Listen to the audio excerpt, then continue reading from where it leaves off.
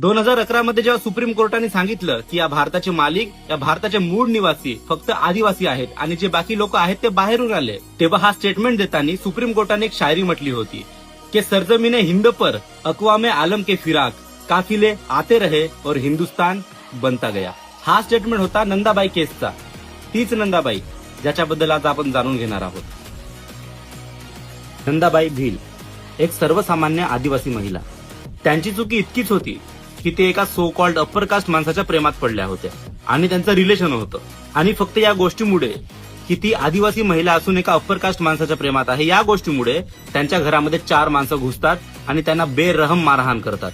ते भिकारचोड प्रवृत्तीचे माणसं आधी त्या आदिवासी महिलेला मारहाण करतात, त्याच्यानंतर तिचे सर्व कपडे काढून तिला नग्न अवस्थेमध्ये पूर्ण गावभर फिरवतात. का तर फक्त ते आदिवासी होत्या म्हणून. विचार करा किती घाण गोष्ट आहे ही. त्याच्यानंतर नंदाबाई भील पोलीस केस करतात, त्याच्यानंतर कोर्टामध्ये जातात, डिस्ट्रिक्ट कोर्टापर्यंत. तरी कोणीही त्यांची सहायता करत नाही, कोणीही त्यांची मदत करत नाही. सर्वजण त्या आरोपींना वाचवायचं ट्राय करत असतात. नंदाबाईला जस्टिस पाहिजे होतं, न्याय पाहिजे होतं, म्हणून ते प्रयत्न करत राहिल्या. आणि जेव्हा त्यांची मदत कुठेच नाही झाली तेव्हा ते गेल्या सरळ सुप्रीम कोर्टमध्ये.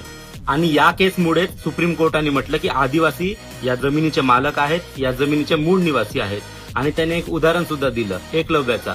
जसं द्रोणाचार्यांनी एकलव्याचा अंगुठा मागलं आणि त्या काळापासूनच आदिवासींवर अत्याचार होत आले आणि आदिवासींना मुख्य धारापासून वेगळं ठेवण्यात आलं आहे. कोर्टाने जेव्हा हा बयान दिलं की या जमिनीचे मुख्य मालिक आणि मुख्य निवासी आदिवासी आहेत, तर तेव्हा खूप लोकांची जळली आणि आजही जळत आहे.